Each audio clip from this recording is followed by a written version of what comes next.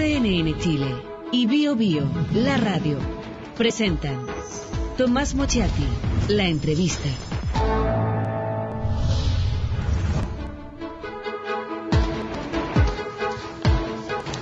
Muy buenas noches, ¿cómo está? Estamos a horas de las elecciones. Elecciones muy importantes. ¿Por qué tan importante? Siempre una elección presidencial y parlamentaria y ahora de consejeros regionales va a ser importante. Pero ¿por qué estas? Bueno, porque es la primera vez que una mujer tiene la opción de ser de nuevo presidente de la República. En Chile ha habido muy pocos presidentes en el siglo XX que se han repetido el plato, pero aquí existe esa posibilidad por voluntad popular. En segundo lugar, porque la derecha gobernó, al parecer, va a gobernar un solo periodo. No le dio para más. Y cuando se pensaba en una derecha competitiva en el post-Pinochet, que ha sido muy competitiva en las elecciones, parece que el asunto se le acabó, que la gasolina ya no existe. Y lo tercero, porque la nueva mayoría, al parecer, no es lo mismo que la concertación. Al parecer, está el Partido Comunista y podría haber otras políticas, parece. Y porque de haber mayoría parlamentaria, bueno, podría haber cambios profundos. Podría. Todo incondicional. Jorge Navarrete es abogado, columnista y tiene un título nuevo de hace pocos días. Exdemócrata cristiano. Hola. Hola Tomás, gracias por la invitación. Partamos hablando de ti. ¿Te sientes más libre, con menos peso, más liviano? A ver, sería injusto decir que para mí la militancia constituye una carga. Sin embargo, una de las razones que esgrimí cuando tomé la decisión de dejar la democracia cristiana fue justamente tener un poco más de libertad, que resulta tolerable cuando uno participa en cualquier organización política. Además de ciertas razones ya más vinculadas a la falange propiamente tal, como la ausencia de comunidad, me parece a mí un proyecto colectivo, y sobre todo la más relevante de que creo que la DC dejó de cumplir un cierto rol que a mi juicio era indispensable, relevante en la política chilena, y uno no puede enamorarse de los instrumentos. Pero cuando estos no cumplen ciertos propósitos, los fines son más relevantes. La DC ya sufrió un éxodo a fines de los 60, los 70, cuando se formó el MAPU, la izquierda cristiana. No estaban contentos, yo escuchaba más o menos el mismo discurso, no es esta la DC que queremos, Eduardo Frei un tal por cual, no cumple. No es más o menos un poco lo mismo, ¿no? Es un poco distinto porque los tiempos han cambiado. Yo tengo la sensación de que el Partido Cristiano es un partido hijo de otro tiempo. De cuando... Eso decían en ese tiempo también. Es que cuando se discutía básicamente la idea de que la justicia social era incompatible con la libertad política. Esa fue la razón de existir de la democracia cristiana. Tuvo un segundo gran momento la revolución en libertad, en las transformaciones sociales, y un tercer gran instante que creo que fue la conducción del proceso de reconstrucción democrática. Yo no vi solo, la verdad, tomado un cuarto momento. Y tengo la sensación de que sus militantes y en general el colectivo se siente, y nos sentíamos un tanto perdidos en una sociedad con problemas muy distintos a los de ayer. Pero tú fuiste una persona fundamental en la candidatura de Claudio Orrego. Así es. En la candidatura de las primarias de la Concertación. Entonces, resulta que si Claudio Orrego hubiera ganado, habría sido la misma democracia cristiana. Sin duda. Y tú habrías seguido siendo militante. No lo sé. Yo tengo que confesar aquí. No te puedo creer que fuiste el principal. Voy a decir, uno de los más cercanos colaboradores. En la campaña del candidato de la democracia cristiana que pretendía liderar la democracia cristiana y desde ahí a toda la Concertación. ¿Y tú me dices que alguna vez se renunciaba después de eso? No lo sé, pero para ser completamente honesto, mi adhesión a la campaña de Claudio Orrego tiene que ver con una profunda admiración que yo tengo con él como persona.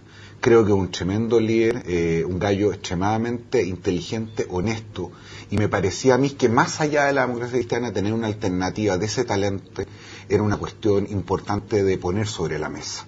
El que hubiera sido Claudio Orrego, demócrata cristiano, no, créeme, para mí era una cuestión bastante secundaria. Y creo que eso conecta además justamente con algo que vamos a hablar después, con el tenor de los tiempos, donde buena parte de la adhesión está más anclada en los atributos y en las cualidades de las personas que representan, de las instituciones representadas. Conectemos entonces a Claudio Orrego con lo que está pasando.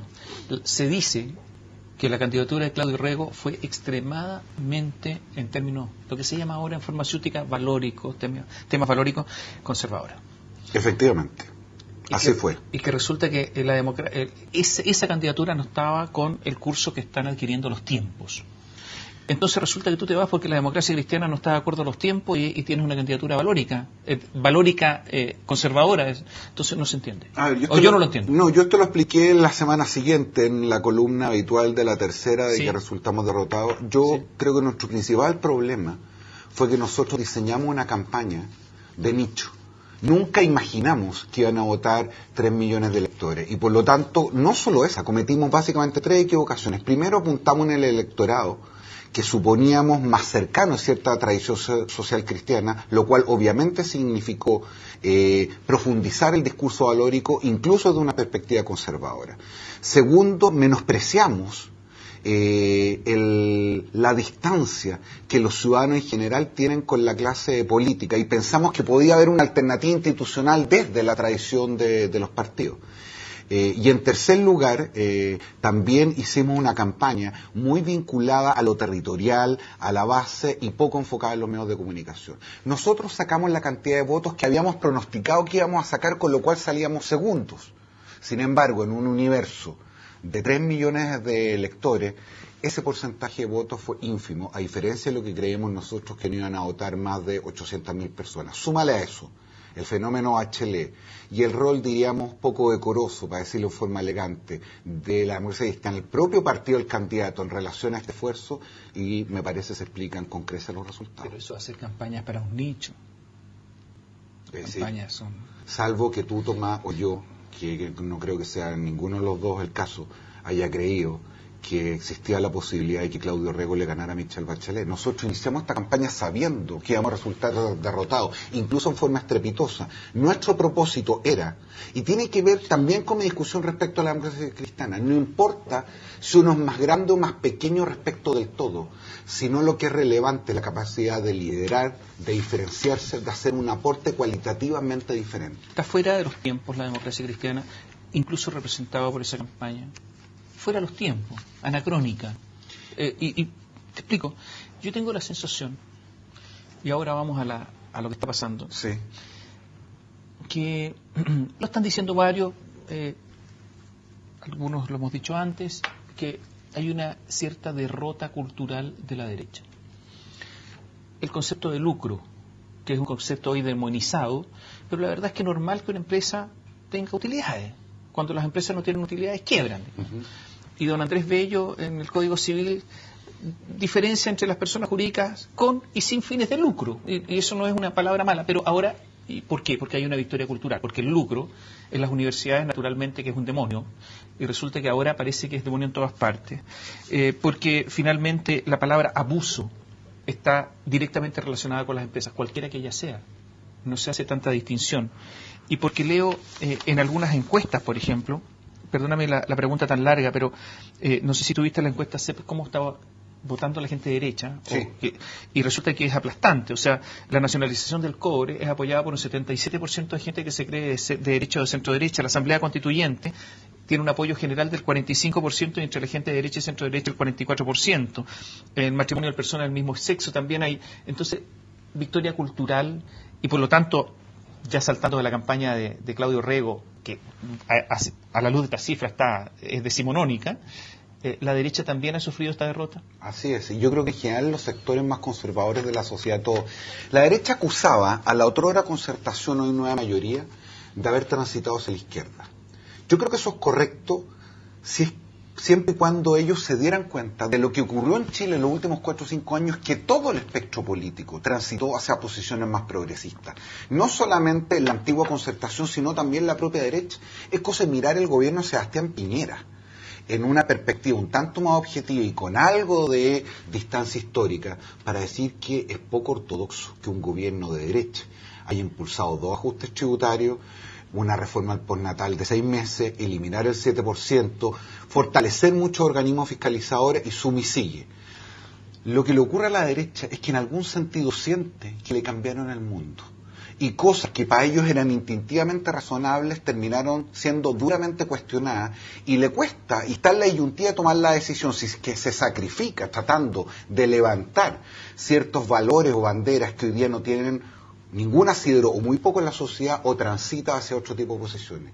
¿Has escuchado en esta campaña a la derecha hablar de flexibilidad laboral, por ejemplo? en materia de jóvenes o mujeres, una cuestión que se repetía casi en forma majadera en las últimas 5 elecciones. Y que lo repetían de acuerdo a lo que dice la OCDE incluso. Oye, la OCDE lo dice, así que bueno, hay que... Oye, las elecciones son... A ver, con las elecciones se rebaraja el naipe. Sin duda. Hay un reequilibrio del poder, si es que el poder tiene equilibrio. Hay una nueva visión. Y naturalmente que el día domingo en la noche, el día lunes en la mañana, vamos a tener otro país, quiéranlo o no quiéranlo. Y por lo tanto, yo te quiero preguntar, vamos a ir a la pausa, ¿qué va a ser de la derecha ese domingo en la mañana, ese lunes en la mañana, y qué va a ser de la concertación o de la nueva mayoría ese lunes en la mañana?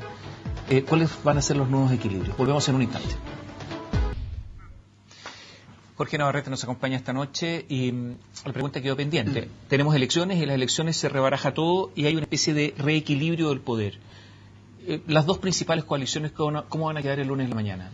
A ver, partamos por la derecha porque enfrenta un escenario evidentemente más dramático. Primero hay una generación de políticos que fueron muy importantes en la transición democrática y en estos 25 años que literalmente se van para la casa. Estoy pensando no solo en Evelyn Matei, en Andrés Chadwick, Pablo Longueira en algún sentido ya se fue, Jovino Novoa, todos aquellos que no estando el gobierno y tampoco el Parlamento, salvo que sus respectivos partidos le den un espacio, tienen que dar o ceder protagonismo a otros dirigentes y a otras generaciones. ¿A quién está por verse? Porque efectivamente lo que se ha agudizado en la derecha es la pugna de las dos tradiciones que conviene a ese sector. Una tradición más conservadora, más ligada a lo que fue la dictadura militar, la mayoritaria, sería bueno recordar, tienen un tercio de la Cámara de Diputados, con otra un poco más liberal, más desenfadada, más conectada con el mundo de hoy, la cual suponíamos, y digo solo suponíamos, representaba a Sebastián Piñera. Pues Sebastián Piñera está además en una carrera personal y para eso hizo algunas cosas. En algún sentido se distanció de Alamán, saboteó, no sé si saboteó la palabra correcta, pero colaboró poco con la candidatura de Goldborn, promovió a Matei una vez que estaba de candidata, la fustigó duramente, todo con el propósito. Con los cómplices pasivos. Con los cómplices pasivos, con que fue un error que haya votado que no, que a los 20 años ya se podía discernir y suma y sigue. Con la perspectiva de que, con un triunfo de Chile más o menos obvio y apostando que al próximo gobierno le va a ir mal, él podía hacer una carta segura, más todavía cuando terminando su mandato va a subir su popularidad. Lo que ocurra con la derecha, más allá del proceso de discusión interna que yo imagino que tendrán que tener, depende de algunos resultados electorales. Si gana Goldborn, es un escenario distinto para Piñera, en cuanto Goldborn debería transformarse en un líder relativamente natural para ese sector más tradicional, me refiero a la UDI. Si gana Alamán va a querer jugar un rol significativo.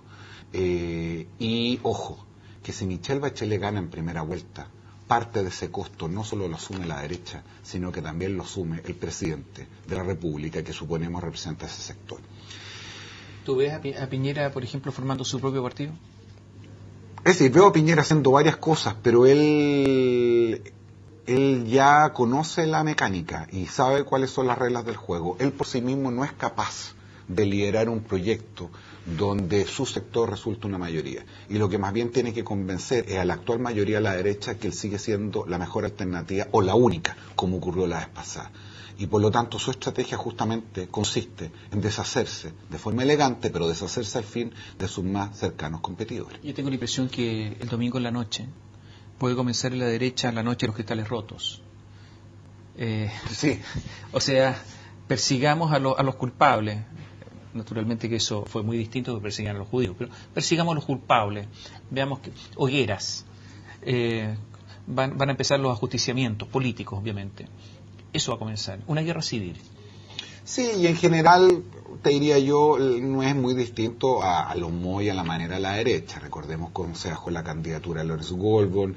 Hace 10 años atrás, las noticias o dificultades políticas de la derecha se ventilaban muchas veces por la crónica policial y no por las páginas políticas. Es un sector que está mal acostumbrado en un escenario de conflicto y que su convivencia no ha sido fácil. Pero ojo, que el poder es un elemento aglutinador fantástico, y ahí paso a la nueva mayoría. La situación de la nueva mayoría... Pero sigo la derecha, antes de pasar a la nueva mayoría. La derecha tiene poder aún sin estar en el poder político, a diferencia de la nueva mayoría. Pero mucho menos que antes. Mucho menos que antes. Pero tiene poder. Yo tengo la impresión de que bastante menos que antes. Hay cosas que son relevantes y significativas. Yo no había visto desde la segunda vuelta de la campaña del 99 en la Villagos, una cantidad de plata en campaña como la que he visto en la calle, y básicamente me refiero a la candidatura de Michelle Bachelet. Hay un dato sobre la mesa que es evidente, sea por razones prácticas, por convicciones democráticas, porque transitaron de un otro lado, me da lo mismo. Lo cierto es que la mayoría de los empresarios en Chile hoy día no solo apostó, sino que puso su plata en la candidatura que va a ganar. Entre otras cosas, porque yo creo que algunos de ellos ya se habían acostumbrado a un cierto modelo que les resultaba relativamente virtuoso. Gobernaba la centroizquierda, conteniendo o moderando las demandas sociales, haciendo políticas públicas más de centro derecha. ¿No será que cuando tú hablas de los empresarios, en realidad te estás refiriendo a un grupo pequeñísimo de grandes empresarios que son los que dominan el país? Y que ellos sí, y que a ellos les da lo mismo las reglas que cambien porque tienen tal poder, tal dominio del país que un cambio de reglas de juego no les va a afectar mayormente, que haya más sindicatos, que haya sindicalización obligatoria, automática, que les suban el puesto de 20 al 25%, que los food, si ellos ya no los usan, que se pueden endeudar en el extranjero, los otros no pueden. Si te refieres a ellos, y que ellos son una especie de inmunes, refractarios a todo esto. Es que no son tan inmunes, Tomás, es decir, efectivamente estamos hablando de una élite extremadamente poderosa, pero solo y pequeña, pero el solo hecho de que se le ponga tanta atención a qué es lo que va a ocurrir, a quién va a gobernar, a cómo generar lazos de forma previa para poder influir en la política pública posterior, es que no están tan tranquilos, no se sienten tan impermeables y en buena hora, déjame decirte. ¿Confías en la concertación nueva, concertación 2? En esta nueva mayoría, ¿te gusta? ¿Te gusta el programa de Michelle Bachelet? ¿Lo podrá hacer? ¿Qué necesita? ¿Va a tener una luna de miel o le van a exigir inmediatamente a los pocos días? Volvemos en un instante. Nos queda poco tiempo con Jorge Navarrete y, claro, la pregunta quedó pendiente. ¿Qué esperamos de la nueva mayoría? ¿Esperamos lo mismo de la concertación, una cosa distinta, la inclusión del Partido Comunista? ¿Qué significa? Significa más a la izquierda, pero también bajar las expectativas de los gremios, por ejemplo, que tanto han protestado con Sebastián Piñera. ¿Es otra coalición o es la misma? Yo tengo la impresión de que es un poco la misma con algunos arreglos. Despejemos rápidamente lo del Partido Comunista porque esto es un tema recurrente. El menos interesado en participar del gobierno es el propio Partido Comunista. Ha suspendido 3 veces un cónclave, supuestamente para discutir bajo qué condiciones posiblemente se integraría.